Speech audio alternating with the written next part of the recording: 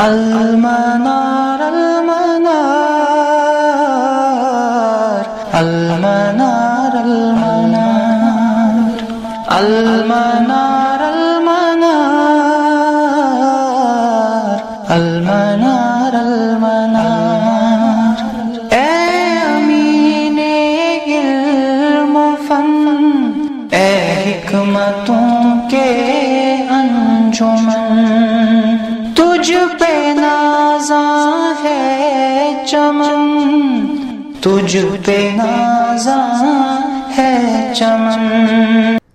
الحمد للہ رب العالمین والصلاة والسلام على سید المرسلین، اما بعد رب اشرح لی صدری ویسر لی امری واحلل عقدۃ من لسانی یفقہوا قولی۔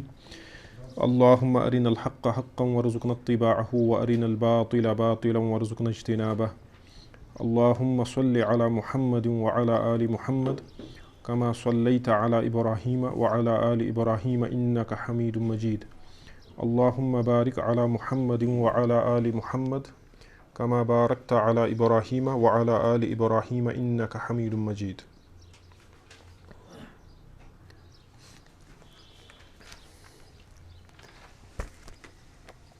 العقیدہ الطحاویہ کا صفحہ نمبر 9، اور اس کی پہلا ہی جو جملہ ہے آج ہمیں اس پہ بات کرنی ہے۔ عبارت آپ کے سامنے بورڈ پہ بھی لکھی ہوئی ہے۔ کئی مسائل کو ذکر کرنے کے بعد امام ابو جعفر الطحاوی رحمہ اللہ فرماتے ہیں، اہل السنہ کی پوزیشن کو کلیئر کرتے ہوئے فرماتے ہیں وَلَا نُكَفِّرُ أَحَدًا مِّنْ أَهْلِ الْقِبْلَةِ بِذَنْبٍ، ٹھیک ہے، اور ہم کافر نہیں کہتے، ہم تکفیر نہیں کرتے ہیں احدن کسی کی بھی، من اہل القبلہ اہل قبلہ میں سے، بذنب گناہ کی بنیاد پر، یعنی گناہ کی بنیاد پر ہم اہل قبلہ میں سے کسی کی تکفیر نہیں کرتے۔ اور اہل قبلہ سے کون مراد ہے وہ میں نے آپ کو بتایا، جو دین کے جو اساسیات ہیں، دین کے جو ضروریات ہیں، جو اس پر اہل سنت کے ساتھ اتفاق کرتے ہوں۔ تو پچھلی کلاس میں ہم نے اہل قبلہ پہ ہی بات کی تھی۔ یہ دیکھیں، یہ بڑا اہم جملہ ہے، یہ اس کا تعلق چونکہ تکفیر کے ساتھ ہے، اور اس وقت امت مسلمہ کے برننگ ایشوز میں سے جو بہت بڑا مسئلہ ہے وہ تکفیر کا ہی مسئلہ ہے، یعنی وہ مسئلہ جس نے امت کو کئی سو صدیاں پھر سے پیچھے لے لیا۔ امت نے جو پیش رفت کی تھی اپنے مقصد کی طرف یا اپنے نصب العین کی طرف، تو یہ جو یہ مسئلہ تکفیر کا کھڑا ہوا تو اس نے امت کو بہت پیچھے دھکیل دیا۔ تو اسی لیے اس کو سمجھنا بڑا اہم ہے، اس پہ انشاءاللہ آگے بھی بات ہوگی، لیکن سر دست جو جملہ ہمارے سامنے ہے اس پہ ذرا ہم تھوڑا غور کریں۔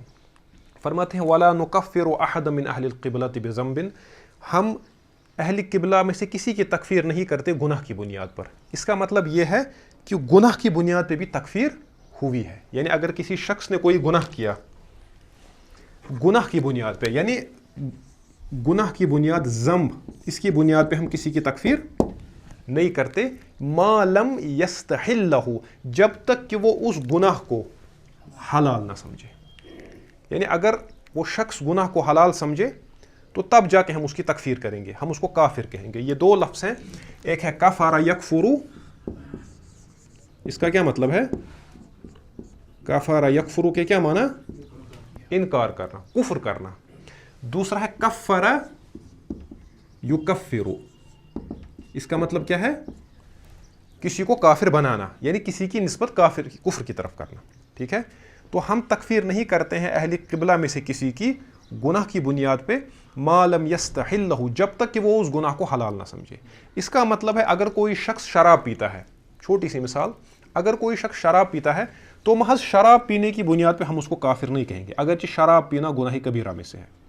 کوئی شخص شراب پیتا ہے، جھوٹ بولتا ہے، فحاشی کا مرتکب ہے، گناہ کبیرہ کا ارتکاب کرتا ہے، تو یہ گناہ کرنے کی بنیاد پہ ہم اس کو کافر، ہم اس کو فاسق کہیں گے، گنہگار کہیں گے، لیکن اس کو گناہ کی بنیاد پہ کافر ما لم یستحلہ، جب تک کہ وہ اس گناہ کو حلال نہ سمجھے۔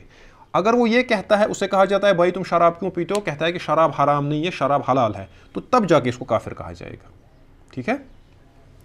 تو ایک پہلو یہ ہے کہ ہم کسی کی تکفیر نہیں کرتے گناہ کی بنیاد پہ، اور ساتھ میں وَلَا نُقُولُ، اور نہ ہم یہ کہتے ہیں لا یضر مع الایمان ذنب لمن عملہ، کہ ایمان کے ہوتے ہوئے गुनाह से कोई नुकसान नहीं पहुंचता गुनाह करने वाले को।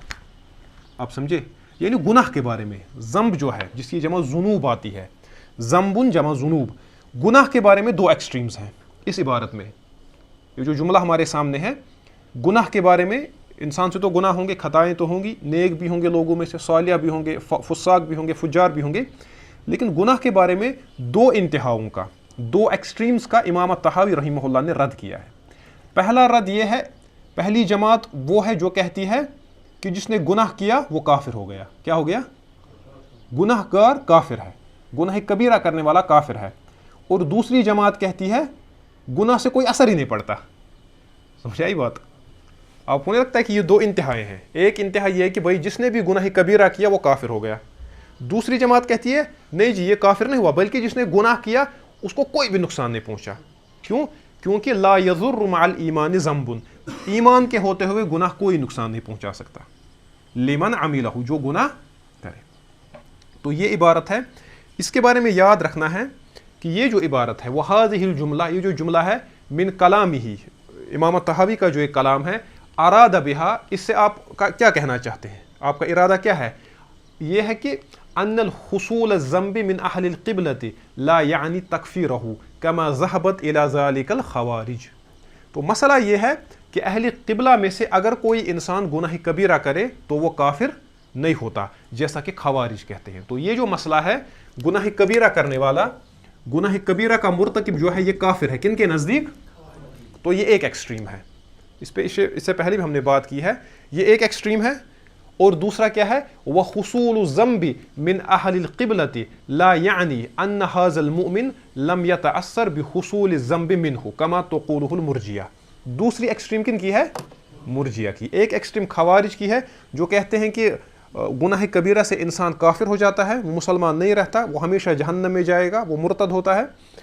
और दूसरी एक्सट्रीम मुर्जिया की है जो कहते हैं कि अन्नल मुमिन, जो मुमिन होगा, जिसने ईमान लाया, लम यतअस्सर बिहुसूल ज़म्ब, इसको कोई फ़र्क नहीं पड़ेगा गुनाह से। इंसान का ईमान जो है ये इतना मजबूत है कि ये गुनाह से कोई फ़र्क, चाहे ये शराब भी पिए, चाहे बदकारी भी करे, चाहे ये कोई भी बुरा से बुरा काम करे, इसके ईमान पे कोई फ़र्क नहीं पड़ेगा। तो ये दोनों एक्सट्रीम्स हैं। एक एक्सट्रीम को हम कहते हैं खारिजियत, और ये नाम आपने अक्सर सुना होगा, ठीक है, मीडिया में भी इसको इस्तेमाल किया जाता है। अब ये दूसरी बात है, कभी इसको सही तरीके पे इस्तेमाल किया जाता है, कभी गलत तरीके पे इस्तेमाल किया जाता है। लेकिन दूसरी एक्सट्रीम जो है, जो खारिजियत से भी बड़ा फितना उम्मत में रही है, वो है मुर्जिया का, इर्जा। ठीक है, तो ये बड़े अहम मसाइल हैं। तो खवारिज का जो बुनियादी मसला है, खवारिज का जो बुनियादी मसला है वो तकफीर का मसला है। ठीक है, अब तकफीर जिसको हम कहते हैं, यानी मुसलमानों को काफिर करार देना, ये इनका बड़ा मसला है। तो यही सबब है, मैंने इससे पहले भी कहा कि उम्मत जिन मसाइल में इस वक्त परेशान है, जिन मसाइल का उम्मत इस वक्त शिकार है, उनमें से एक बड़ा मसला तकफीर का भी है। और तकफीर का जो मामला है ये सबसे अहम मसला है। तकफीर के बारे में वही इंसान बात करेगा जिसके इल्म की सतह बहुत ज़्यादा ऊंची हो। इसीलिए हमारे जो आलिम है शेख अब्दुल अजीज़ अत्तरीफ़ी फ़क़्क़ल्लाहु असरा, शेख तरीफ़ी फरमाते हैं कि जो शख्स, ये बड़ी उम्दा बात है, शेख तरीफ़ी फरमाते हैं कि जो शख्स तलाक़ के मसले में जवाब नहीं दे सकता मसले का, जो शख्स तलाक़ के बाब में फ़तवा देने से कासिर है, वो तकफीर के बाब में फ़तवा देने से उससे भी ज़्यादा कासिर है। यानी जिस शख्स को नमाज की शुरूत, नमाज के अरकान मालूम नहीं, जिस शख्स को हैज़ के मसाइल मालूम नहीं, जिस शख्स को निकाह और तलाक़ के मसाइल मालूम नहीं, जिस शख्स को ज़कात के मसाइल मालूम नहीं, जिस शख्स को बै के मसाइल मालूम नहीं, जिसको बुनियादी मसाइल मालूम नहीं, वो उनका जवाब देने से आजिज़ व कासिर है। जहाँ तक तकफीर का मसला है, तो तकफीर के बाब में वो उससे भी ज़्यादा कासिर है कि वो बात करे। तो इसीलिए ये जो तकफीर है, ये हर किसी इंसान के बस की बात नहीं है। और तकफीर के बारे में जो शख्स जितना मोहतात होगा वो उतना बड़ा आलिम है। यही वजह है हमारे जो उलामा हैं उनमें से बहुत बड़ा नाम शेखुल इस्लाम इमाम इब्न तैमिया का है। और इब्न तैमिया को बहुत ज़्यादा मिसकोट किया जाता है तकफीर के मसले में। इब्न तैमिया की इस इबारत को अक्सर पेश किया जाता है कि अत-तकफीर हुक्मुन शरईयुन, तकफीर एक शरई हुक्म है, यरजिउ इला इबाहतिल माल व दम, जो माल और खून को हलाल कर देती है। इसको तो सब कोट करते हैं, लेकिन ये जो इबारत इब्न तैमिया ने यहाँ पे लिखी है, बड़ी उम्दा इबारत है। तो शेखुल इस्लाम इब्न तैमिया फरमाते हैं वल मुबादरतु इला तकफीर, तकफीर में जल्दबाजी। ठीक है, ये तो सही बात है। देखें, एक एक्सट्रीम है मुर्जिया की, मुर्जिया कहते हैं कि भाई तकफीर किसी की नहीं होगी, हम तकफीर कर ही नहीं सकते। जिसका लेटेस्ट एडिशन जो है, जिस पे मुर्जिया भी परेशान होंगे, गुलातुल मुर्जिया भी जिस पे परेशान है, वो गामिदियत है। جہاں پہ تکفیر کا دروازہ بند ہے وہاں کہتے ہیں ہم کسی کو کافر نہیں کہہ سکتے. تکفیر کے دروازے کو بند کر دیا تو ارجا کا جو لیٹسٹ ترین ایڈیشن ہے وہ اس مسئلے میں غامدیت کا ہے, تکفیر کے مسئلے میں. تو وہ ایک ایکسٹریم ہے کہ بھائی کسی کی تکفیر ہوگی نہیں. دوسری ایکسٹریم خوارج کی ہے, بھائی جس سے گناہ ہو گیا اس کی تکفیر, ٹھیک ہے, اور یہ ایک چین بن جاتی ہے, وہ ایک چین ریئیکشن ہو جاتی ہے, وہ میں ابھی اس کا ذکر کروں گا. تو امام ابن تیمیہ رحمہ اللہ فرماتے ہیں والمبادرۃ الی التکفیر, تکفیر کی طرف جلد بازی, عجلت کرنا تکفیر کے بارے میں, انما تغلب علی الطبع من یغلب علیہم الجہل, فرماتے ہیں یہ ان طبیعتوں پہ غالب ہے تکفیر میں جلدی کرنا جن کی طبیعتوں پہ جہل کا غلبہ ہے. یعنی تکفیر کی طرف عجلت کرنا یہ جہلا کا کام ہے. یہ جو علماء ہوتے ہیں, علماء اس سلسلے میں بہت زیادہ کیا ہوتے ہیں, محتاط. تو یہ بڑا اہم مسئلہ ہے جو امام ابن تیمیہ نے یہاں پہ ذکر کیا ہے کہ والمبادرۃ الی التکفیر انما تغلب علی طباع من یغلب علیہم الجہل, جن طبیعتوں پہ جہل غالب ہے انہی پہ آسان ہوتا ہے تکفیر کرنا. اب دیکھیں ابن تیمیہ کو تکفیر کے سلسلے میں کوٹ کیا جاتا ہے, کل ملا کے اگر آپ دیکھیں گے ابن تیمیہ نے بھی اتنی زیادہ تکفیر, ابن تیمیہ نے کچھ طبقوں کی تکفیر کی ہے, کچھ طبقوں کی تکفیر اور کچھ عالم انسانوں کی تکفیر. باقی اوورآل جب دیکھا جائے تو ابن تیمیہ بھی اپنی زندگی میں اکثر تکفیر سے مجتنب اور محترز رہے. اور امام الذہبی رحمہ اللہ لکھتے ہیں, فرماتے ہیں کہ وفات سے پہلے ابن تیمیہ نے یہ کہا مجھ سے, کہا کہ میں نے جن کی تکفیر کی ہے مجھے آج ان کے بارے میں بھی مطلب حسن ظن ہے ان کے بارے میں بھی. یعنی میں تکفیر سے حتی الامکان, ابن تیمیہ فرماتے ہیں کہ تکفیر سے حتی الامکان میں مجتنب رہا. اور وفات کے وقت ابن تیمیہ نے یہ قول بیان کیا ہے جس کو امام الذہبی نے نقل کیا ہے, ٹھیک ہے. تو یہ بات, تو جو میں آپ کو کہہ رہا ہوں وہ یہ کہ ایکسٹریمز کے درمیان, ایک ایکسٹریم تکفیر کا انکار کرتی ہے, بھائی کافر کوئی نہیں چاہے یہ کچھ بھی کرے, ٹھیک ہے. ایک طبقہ ہے وہ کہتا ہے کہ مطلب انسان جو بھی گناہ کرے, اگر یہ شرک جلی کا ارتکاب بھی کرے, اگر یہ دین کی بنیادوں کو ڈھا دے تو بھی اس کی تکفیر نہیں ہو سکتی, تو یہ ارجا ہے. تو دوسری جماعت وہ ہے جو چھوٹی چھوٹی باتوں پہ امت کو بانٹتی ہے, امت کی تکفیر کرتی ہے, علماء کی تکفیر کرتی ہے, تو وہ دوسری ایکسٹریم ہے جن کو ہم ارجا کہتے ہیں, ٹھیک ہے, جن کو مرجیہ کہتے ہیں اور اس بدعت کو ارجا کہتے ہیں. تو اس سلسلے میں علماء نے کتنا احتیاط کیا ہے, کیونکہ یہ سمجھیں آپ اس بات کو. دیکھیں مسئلہ یہ ہے کہ جس کی آپ تکفیر کرتے ہیں, جس کو آپ کافر کہتے ہیں, یہ مرتد ہوتا ہے, یہ واجب القتل ہوتا ہے. تو جو شخص مرتد ہے وہ حلال المال والدم ہے, اس کا مال بھی لیا جا سکتا ہے اور اس کا خون بہانا بھی جائز ہے. اب دیکھیں کتنا بڑا معاملہ ہے یہ, ٹھیک ہے, یہ خون کا مسئلہ, یہ آسان معاملہ, یہ نہیں ہے کہ آپ نے کسی کو کچھ کہہ دیا, نہیں, یہ اتنا بڑا مسئلہ ہے جس سے اس انسان کی آخرت کا بھی اس کے ساتھ تعلق ہے اور اس کی دنیا کا بھی تعلق ہے. دیکھیں کسی کو آپ نے کافر قرار دے دیا, ڈکلیئر کر دیا اس کو کافر, تو سب سے پہلے اس کی جو بیوی ہوگی اس کو طلاق پڑے گی, یہ بیچارہ وراثت سے محروم ہوگا, اس کو مسلمانوں کے قبرستان میں دفن نہیں کیا جائے گا, اس کا جنازہ نہیں پڑھایا جائے گا اور اس کو قتل کیا جائے گا, اس کا مال وہ سلب کیا جائے گا, اسلامی حکومت اس کو لے گی اور اس بیچارے کو قتل کیا جائے گا. اتنا بڑا اقدام کر رہے ہیں آپ. اب دیکھیں اس میں کتنے احتیاط کی ضرورت ہے. یہ چھوٹا مسئلہ نہیں ہے کہ چھوٹے چھوٹے بچوں کے زبانوں پہ یہ لفظ آ گیا تکفیر. تو اسی لیے ہمارے علماء نے, قاضی ایاز فرماتے ہیں, قاضی ایاز جو تھے یہ بہت ہی بڑے قاضی تھے, امام قاضی ایاز, جن کی کتاب الشفا بڑی معروف کتاب ہے. دیکھیں یہ کتنا اہم جملہ بیان فرماتے ہیں والخطأ, یہ بہت اہم ہے, کہتے ہیں نا وہ آب زر سے لکھنے کے قابل. فرماتے ہیں والخطأ فی ترک 1000 کافر, فرماتے ہیں 100 کافروں کو چھوڑنا, اس میں غلطی کرنا, یعنی 100 کافروں کو آپ نے قتل نہیں کیا, آپ نے ان کو چھوڑ دیا, احون من الخطا فی صفق محجمۃ من دم مسلم واحد, ٹھیک ہے. 100 کافروں کو, 100 نہیں, کتنے, 1000, یہاں پہ الف کا لفظ ہے, سوری. تو فرماتے ہیں 1000 کافروں کو, والخطأ فی ترک 1000 کافر, 1000 کافروں کو قتل نہ کرنا, اس میں خطا کرنا, یہ بہت ہی آسان ہے بنسبت اس کے کہ کسی مسلمان واحد کو قتل کیا جائے. آپ سمجھے اس کی شدت کیا ہے. یعنی یہاں سے 1000 کافر ہیں, یہاں سے ایک مسلمان ہے, 1000 کافر اور ایک مسلمان, آپ ان 1000 کافروں کو قتل نہ کریں, یہ آسان مسئلہ ہے. 1000 کافروں کو قتل نہ کریں, یہ آسان مسئلہ ہے بنسبت اس کے کہ آپ ایک مسلمان کو قتل کریں. اور یہی وجہ ہے ہمارے جو بہت بڑے حنفی عالم ہیں ابن عابدین الشامی رحمہ اللہ, آپ لکھتے ہیں کہ اگر کسی بستی میں کفار ہوں, وہاں پہ ایک مسلمان, تو مسلمان جو حکومت ہوگی وہ جنگ کرنے سے احتراز کرے گی جب تک کہ اس ایک مسلمان کو وہاں سے نہ نکالا جائے, کیونکہ خون مسلم کی حرمت یہ بہت اہم مسئلہ ہے. تو دیکھیں کتنی اہم بات قاضی ایاز نے بیان فرمائی ہے. چونکہ میرا مستقل موضوع یہاں پہ تکفیر پہ بات کرنے کا نہیں ہے, لیکن یہ 2 عبارتیں میں نے آپ کے سامنے اس لیے رکھی تاکہ ہم اس کی حساسیت کو سمجھیں. اور خوارج کا جو بنیادی مسئلہ تھا وہی تکفیر کا ہی معاملہ تھا. انہوں نے کہا کہ بھائی جس نے بھی گناہ کیا وہ کیا ہے, چاہے وہ کوئی بھی گناہ ہو, جس نے کوئی بھی گناہ کیا وہ کافر ہو گیا. سب سے پہلے کہا کہ بھائی اب دیکھیں, اب یہ خارجیت یہ پھر ایک مزاج ہوتا ہے, یہ پھر منتقل ہوتا ہے. جس طرح ارجا منتقل ہوا ہے, جس طرح ارجا چل رہا ہے, کوئی انسان بتوں کی پوجا بھی کر رہا ہے, قبروں کو سجدے بھی کر رہا ہے, تب بھی اس کو ہم سمجھتے ہیں کہ یہ ولی ہے, یہ بہت بڑا نیک اور صالح ہے, تو یہ پرابلم ہے.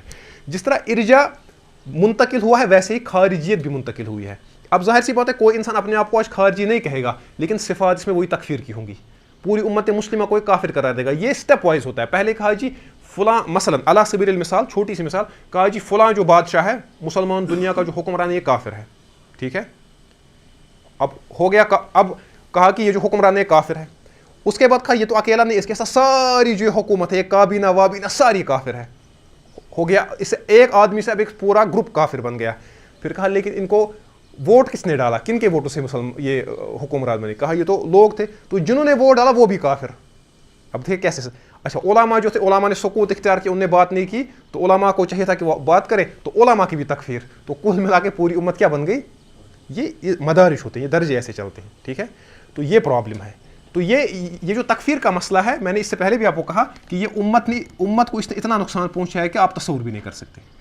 دوسری طرف مرجیہ کی ایکسٹریم ہے, وہ جو لبرل طبقہ ہے, جو سیکولر طبقہ ہے, وہ کہتا ہے کہ اسلام کی کوئی باؤنڈری ہے ہی نہیں, انسان کو جو جی میں چاہے وہ کرے.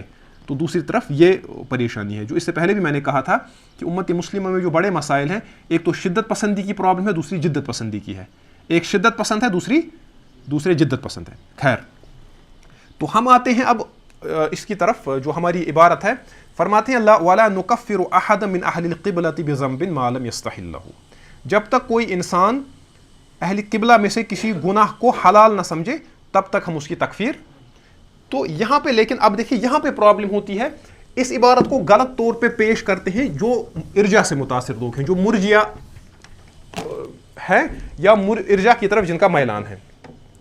دیکھیں گناہوں کا جہاں تک تعلق ہے, ہم نے اکثر سنا ہے گناہوں کی 2 قسمیں ہیں. عمومی طور پہ ہم کہتے ہیں نا, ہم کہتے ہیں ایک گناہ ان کو کہتے ہیں الکبائر, ہے نا, جن کو ہم کشمیری میں کہتے ہیں گناہ کبیرہ, اردو میں بھی کہتے ہیں گناہ کبیرہ.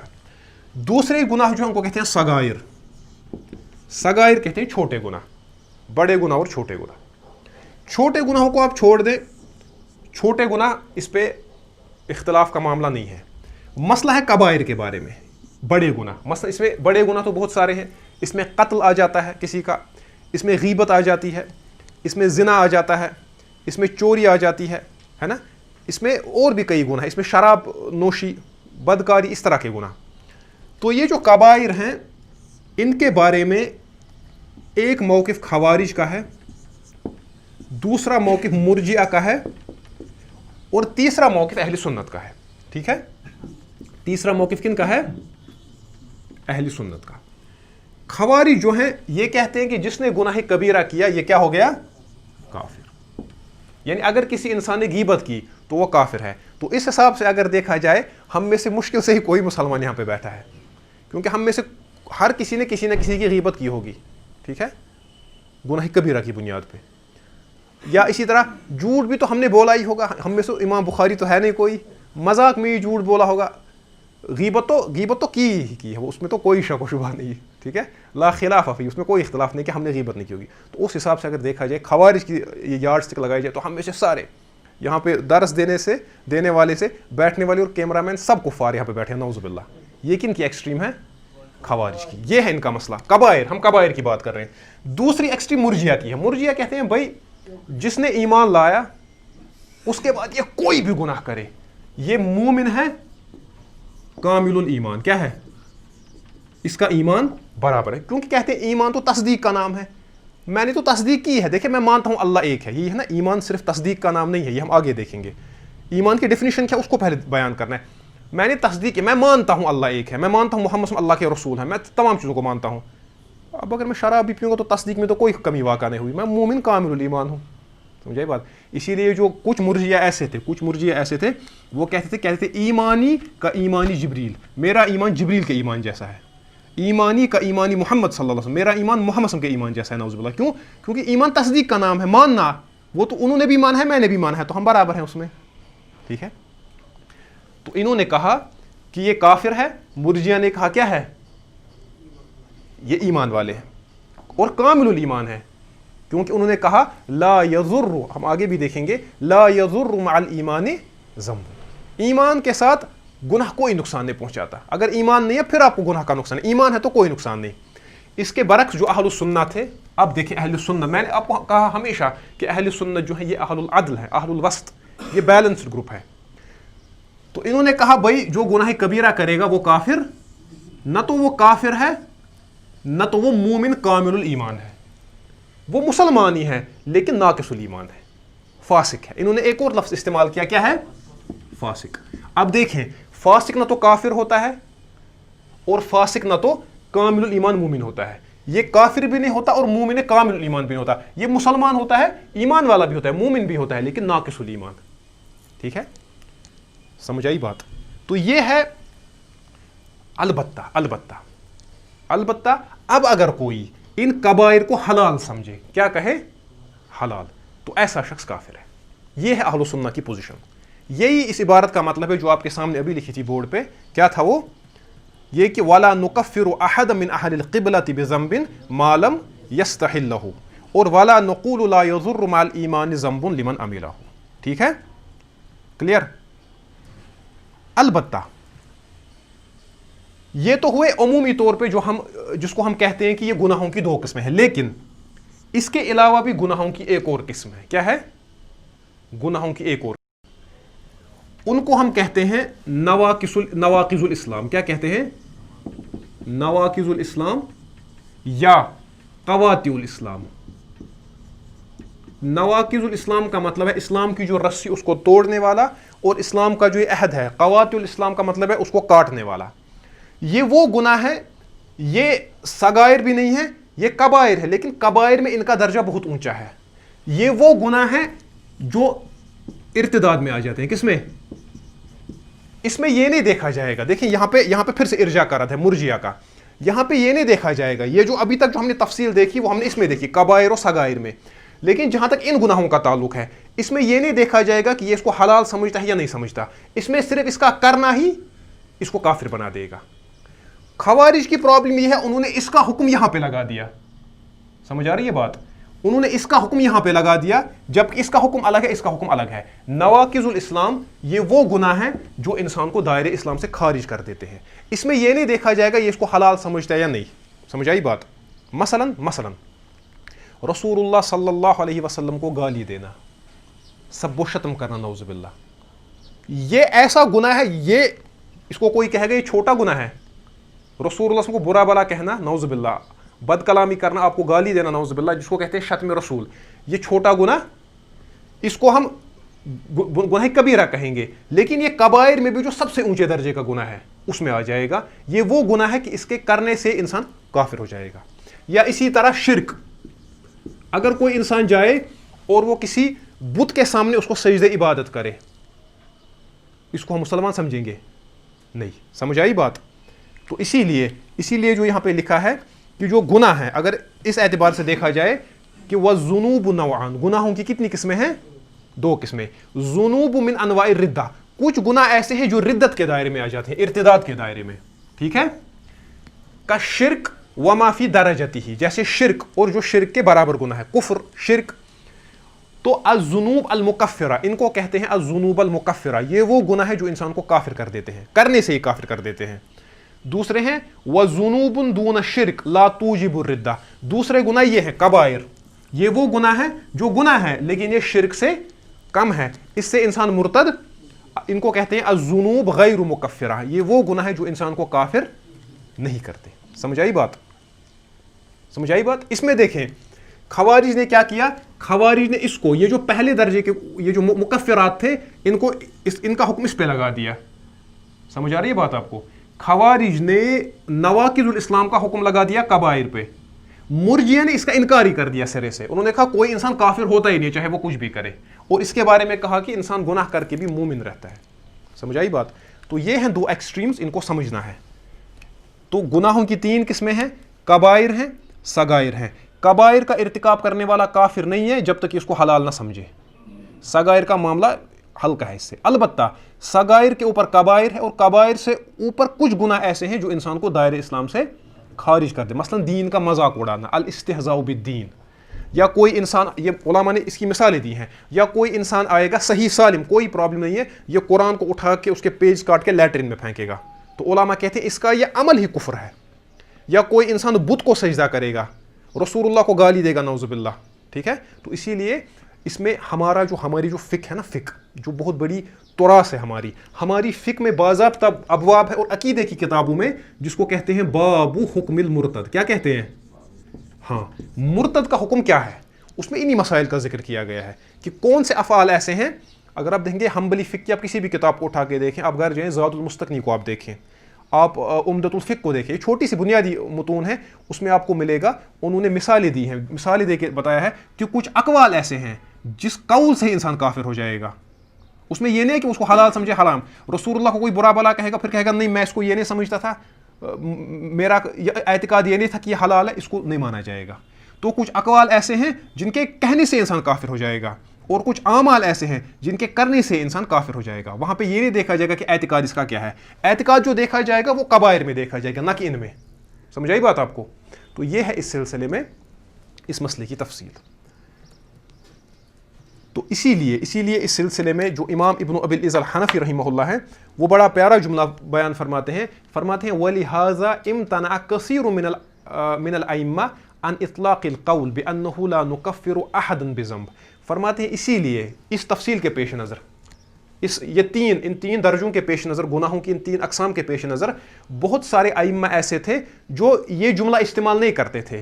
وَلَا نُكَفِّرُ أَحَدًا بِذَنْبٍ، وہ نہیں کہتے تھے. وہ کہتے تھے بل یقال، وہ کہتے تھے کیا کہا جائے گا، لا نُكَفِّرُهُمْ بِكُلِّ ذَنْبٍ كَمَا تَفْعَلُهُ الْخَوَارِجُ، کہ ہم ہر گناہ کی بنیاد پہ تکفیر نہیں کرتے جس طرح خوارج کرتے ہیں. ہم ان گناہوں کی بنیاد پہ تکفیر کرتے ہیں. ٹھیک ہے. ہم ان گناہوں کی بنیاد پہ تکفیر کرتے ہیں.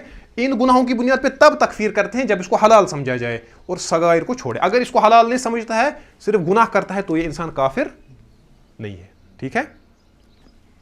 تو اس سلسلے میں کئی کتابیں علماء نے لکھی ہیں. آپ ایک چھوٹی سی کتاب ہے شیخ بکر ابو زید کی، شیخ بکر ابو زید رحمہ اللہ، جو بہت ہی زبردست علماء میں سے ہیں، ان کی ایک کتاب ہے درء الفتنہ عن اہل السنہ. آپ کو جب بھی موقع ملے تو اس کتاب کو آپ دیکھیں. یہ کم و بیش 100 صفحات کا رسالہ ہے.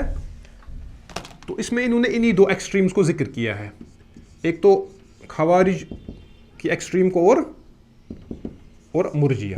درء الفتنہ عن اہل السنہ، اس کو آپ دیکھیں، لشیخ بکر، شیخ بکر ابو زید جن کو کہا جاتا ہے. ٹھیک ہے. اچھا، تو یہ جو انہوں نے قید لگائی ہے ما لم یستحلہ، جب تک کہ وہ اس کو کیا حلال نہ سمجھے. تو اس کے بارے میں بڑا ایک اہم نقطہ شیخ الالبانی نے اٹھایا ہے. شیخ الالبانی فرماتے ہیں قلت، میں اس سلسلے میں کہتا ہوں. اب یہ البانی صاحب بھی تھے جو قلت کہیں.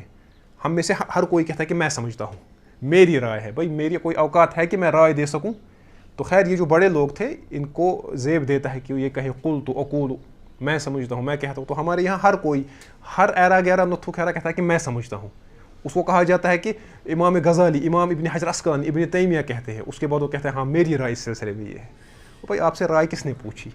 ٹھیک ہے، سمجھائی بات. ہر کسی کا قول تو نہیں ہوتا ہے، نہ ہر کسی کی عقول ہوتی ہے. یہ انسان کا سٹیٹس ایسا ہوتا ہے تب جا کے وہ کہتا ہے کہ میں کہتا ہوں. ٹھیک ہے، میں سمجھتا ہوں. خیر، تو شیخ الالبانی فرماتے ہیں قلت یعنی استحلالا قلبیا اعتقادیا. یہ اہم مسئلہ ہے. یہ جو ہم کہتے ہیں کہ جب تک یہ اس کو حلال نہ سمجھے، فرماتے ہیں یہ حلال سمجھنا ہے. حلال سمجھنا دل سے، اعتقاد سے. اگر آپ دل اور اعتقاد سے اس کو حلال سمجھتے ہیں تب جا کے آپ یا ایسا شخص کافر ہے. وَإِلَّا فَكُلُّ مُذْنِبٍ مُسْتَحِلٌ لِذَنْبِهِ عَمَلِيًّا أي مرتکب اللہ. فرماتے ہیں ورنہ اگر دیکھا جائے ہر گنہگار، جو بھی انسان گناہ کرتا ہے وہ اس گناہ کو حلال سمجھتا ہے عمل کی بنیاد پہ، ہے نا. تب جا کے تو آپ گناہ کرتے ہیں نا. تو اس کا مطلب ہے گناہ کو حلال سمجھا جاتا ہے 2 سطحوں پہ، ایک ہے اعتقاد کی سطح پہ، ایک ہے عمل کی سطح پہ. یعنی اعتقاد کی بنیاد پہ آپ کا دل میں اعتقاد ہے کہ یہ گناہ حلال ہے یا گناہ تو تب کفر ہے، لیکن عمل کی بنیاد پہ مطلب یہ ہے آپ دل سے اس کو حرام نہیں، یہ حلال نہیں سمجھتے، لیکن عملی طور پہ آپ سے مبتلا ہو جاتے ہیں، اس کو کہتے ہیں عملی طور پہ استحلال۔ تو عملی استحلال جو ہے وہ کفر، اعتقادی استحلال کفر ہے، ٹھیک ہے۔ تو فرماتے ہیں شیخ الالبانی وَلِذَلِكَ فَلَا بُدَّ مِنَ التَّفْرِيقِ بَيْنَ الْمُسْتَحِلِ اعْتِقَادًا فَهُوَ كَافِرٌ اِجْمَالًا۔ تو لہٰذا اس میں فرق ہے، اس میں کیا ہے فرق؟ ایک تو وہ ہے جو ان کو حلال سمجھے اعتقاد کی بنیاد پہ، فرماتے ہیں جو اعتقاد کی بنیاد پہ گناہوں کو حلال سمجھے وہ اجماعی طور پہ کیا ہے کافر۔ وَبَيْنَ الْمُسْتَحِلِ عَمَلًا لَا اعْتِقَادًا، اب جو اس کو عمل کی بنیاد پہ حلال سمجھے کہ عمل کرے اس گناہ پہ، اس گناہ کا ارتکاب کرے، اعتقاد کی بنیاد پہ نہیں، فَهُوَ مُذْنِبٌ، وہ کیا ہے وہ گنہگار ہے، يَسْتَحِقُّ الْعَذَابَ اللَّائِقَ بِهِ إِلَّا أَن يَغْفِرَ اللَّهُ لَهُ، وہ عذاب کا مستحق ہے جو اس کے لائق ہے، جو گناہ اس نے کیا ہوگا، اللہ کہ اللہ اس کی مغفرت کرے۔ اب اگر اس کو اللہ عذاب ہی دے گا ثم ينجيه ایمانہ، تو اس کو اس کا ایمان بچائے گا، پھر اس سزا سے جہنم سے نکلوائے گا، خلافا للخوارج والمعتزلہ، معتزلہ اور خوارج کے قول کے خلاف، الذین یحکمون علیہ بالخلود فی النار، جو کہتے ہیں کہ یہ ایسا شخص کیا رہے گا ہمیشہ جہنم میں۔ تو ہم نے کیا دیکھا؟ ایک تو ہم نے گناہوں کی 3 قسمیں دیکھی اور دیکھا کہ ان کا حکم کیا ہے، اور دیکھا استحلال کا جو مطلب ہے وہ ہے اعتقادی طور پہ اس کو حلال سمجھنا۔ عملی طور پہ تو انسان کسی بھی گناہ کا ارتکاب اس سے ہو جاتا ہے، تو اس کو ہم نہیں کہیں گے کہ اس نے عملی طور پہ یہ کیا تو یہ اس کو حلال سمجھتا ہے، یہ کافر ہے، نہیں، عملی طور پہ کرنا الگ ہے اور اعتقاداً اس کو حلال سمجھنا دوسری بات ہے۔ کفر کا حکم اس بات پہ لگے گا اگر آپ اس کو اعتقادی طور پہ کیا سمجھتے ہیں حلال، عملی طور پہ ظاہر سی بات ہے عملی طور پہ تو انسان سے گناہ ہو ہی جاتے ہیں، جب تک اعتقادی طور پہ اس کو حلال نہ سمجھا جائے تب تک یہ کفر نہیں ہے۔ تو اس کے بعد دوسرا مسئلہ ہے جس کی طرف شیخ عبد الرحمن البراق نے اشارہ کیا ہے، فرماتے ہیں ومن اعتقد، جس نے اعتقاد رکھا، حل ما حرم اللہ مما تحریمہ معلوم من الدین بالضرورہ، من دین الاسلام بالضرورہ، فہو کافر حتی ولو لم یفعلہ، فرماتے ہیں جس شخص نے کسی ایسے حرام کو حلال سمجھا جس کے حرام ہونے پہ امت کا اتفاق ہے، جس کا حرام ہونا سب کو معلوم ہے۔ اب اس سے پتہ چلا کچھ مسائل ایسے ہیں جو فقہی نوعیت کے ہوتے ہیں، فروعی مسائل ہوتے ہیں، یعنی کسی مسئلے کے بارے میں علماء کے درمیان اختلاف ہوتا ہے۔ مثلا کوئی مسئلہ ایسا ہے اس کے بارے میں ایک جماعت کہتی ہے کہ یہ حلال ہے، دوسری کہتی ہے یہ جائز نہیں ہے، ایک کہتا ہے جائز ہے، دوسرا کہتا ہے جائز نہیں ہے، تو وہ مسائل جن کے درمیان فروعی مسائل یا فقہی مسائل جن کے درمیان امت کا اختلاف ہے، ائمہ کا اختلاف ہے، وہ اس ضمن میں نہیں آ جائیں گے۔ اس میں وہ مسائل آ جائیں گے جو معلوم من الدین بالضرورہ ہے، یعنی جن کا حرام ہونا سب کو معلوم ہے، عوام و خواص کو معلوم ہے اس کا علم، ٹھیک ہے۔ تو وہ گناہ فرماتے ہیں جس شخص نے کسی اجماعی گناہ کو جو حرام تھا اس کو حلال سمجھا تو ایسا شخص کیا ہے کافر، حتی ولو لم یفعلہ، اگرچہ اس کو کرے بھی نہ، اگر یہ نہ کرے لیکن حلال سمجھے تو کافر ہے۔ دیکھیں شراب پینے والا اگر شراب پیتا ہے حرام سمجھ کے تو مسلمان یا کافر، گنہگار ہے، فاسق ہے، فاجر ہے۔ شراب کی بوتل اس کے ہاتھ میں ہے لیکن پی رہا ہے گناہ سمجھ کے تو کافر۔ دوسرا آدمی گھر میں بیٹھا ہے، ٹھیک ہے، ہاتھ میں قرآن ہے لیکن سمجھتا ہے کہ شراب پینا حلال ہے، مثال دے رہا ہوں، تو ایسا شخص کیا ہے، اس نے پیا، وہ پی کے بھی کافر نہیں ہوا، اس نے چھوا تک نہیں تب بھی کافر ہوا۔ وجہ کیا ہے؟ وجہ یہ ہے کہ اس نے گناہ کیا لیکن استحلال کے بغیر، اس نے گناہ نہیں کیا لیکن استحلال کے ساتھ۔ سمجھ آئی بات؟ ہاں، تو اس کے بعد فرماتے ہیں یہ اہم مسئلہ ہے اس تکفیر کے سلسلے میں، فرماتے ہیں لأنه ليس من شرط ثبوت الردة بالاستحلال فعل المکلف لما استحلہ من الحرام، فرماتے ہیں اس کے لیے یہ شرط نہیں ہے کہ جس کو آپ کہتے ہیں جس کی آپ تکفیر کریں گے استحلال کی بنیاد پہ، اس کے لیے یہ شرط نہیں ہے کہ وہ لازم اس کو کرنا بھی چاہیے، کرنا شرط نہیں ہے۔ آپ نے اس کو سمجھا دل میں تو آپ نے کیا کیا، کیونکہ اس صورت میں کیا ہوتا ہے، اس صورت میں آپ اصل میں ہمارے لیے جو قانون ساز ہے، لا گیور جو ہے وہ اللہ ہے، تو اس صورت میں آپ اللہ کا منصب لیتے ہیں، اللہ نے شراب کو حرام قرار دیا، حکم دینا یہ اللہ کا حق ہے، ٹھیک ہے، ان الحکم الا للہ ولا یشرک فی حکمہ احدا، حکم دینا اللہ کا حق ہے۔ تو یہ شخص کہتا ہے نہیں شراب حلال ہے، اللہ کیا کہہ رہے ہیں شراب، تو یہ اللہ کا شریک کھڑا ہوتا ہے تحلیل و تحریم میں۔ سمجھ آئی بات؟ جس کی طرف قرآن میں اشارہ ہے اتخذوا احبارہم ورہبانہم اربابا من دون اللہ، سورۃ توبہ کی آیت نمبر 30-31، اس کو گھر جا کے آپ دیکھیں، ٹھیک ہے۔ تو یہ ہے مسئلہ۔ اس کے بعد یہ جو مسئلہ ہے وَلَا نَقُولُ لَا يَضُرُّ مَعَ الْإِيمَانِ ذَنْبٌ لِمَنْ عَمِلَهُ، ہم یہ بھی نہیں کہتے کہ ایمان کے ساتھ گناہ کرنا یا گناہ کوئی نقصان نہیں پہنچا دیتا. تو اس کے بارے میں شیخ براق فرماتے ہیں یہ مرجیہ کا موقف ہے. کن کا؟ فرماتے ہیں اما عند المرجیہ، تو مرجیہ کا مسئلہ کیا ہے؟ ما دام معه اصل الایمان، جب تک وہ کہتے ہیں جب تک اس انسان کے پاس اصل الایمان ہے. وہ کیا ہے ان کے نزدیک؟ وہ ہوا تصدیق او معرفته للخالق، وہ تصدیق ہے، پہچاننا، تصدیق کرنا یا پہچاننا خالق کو. فرماتے ہیں فهو عندهم مومن کامل الایمان، وہ ان کے نزدیک مومن ہے کامل الایمان، کیونکہ وہ کہتے ہیں اصل الایمان موجود ہے، اور ان کے نزدیک اصل الایمان تصدیق اور معرفت ہے.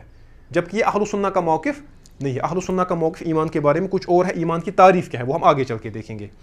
تو فرماتے ہیں کہ مرجیہ کہتے ہیں لا یضر ما یفعل من الذنوب، تو اس کو لہٰذا جو یہ گناہ کرے گا اس کو کوئی نقصان نہیں پہنچے گا، کیونکہ اس کے پاس اصل ایمان موجود ہے، تصدیق کر رہا ہے یہ، پھر یہ کتنے بھی گناہ کرے. تو اس کے بعد فرماتے ہیں، دیکھیے بڑا اہم جملہ ہے، فرماتے ہیں وبدعتہم، یعنی ان کی جو بدعت ہے، کن کی؟ مرجیہ کی، ھذہ اقبح من بدعت الخوارج، یہ خوارج کی بدعت سے بھی زیادہ بڑا مسئلہ ہے. اسی لیے جو ہمارے سلف تھے وہ ارجا کی بدعت کو خارجیت کی بدعت سے زیادہ شدید سمجھتے تھے، زیادہ اشنع، زیادہ اقبح سمجھتے تھے. تو اس پہ اگر کبھی موقع ملا انشاءاللہ اس پہ بات کریں گے اس کی وجہ کیا تھی.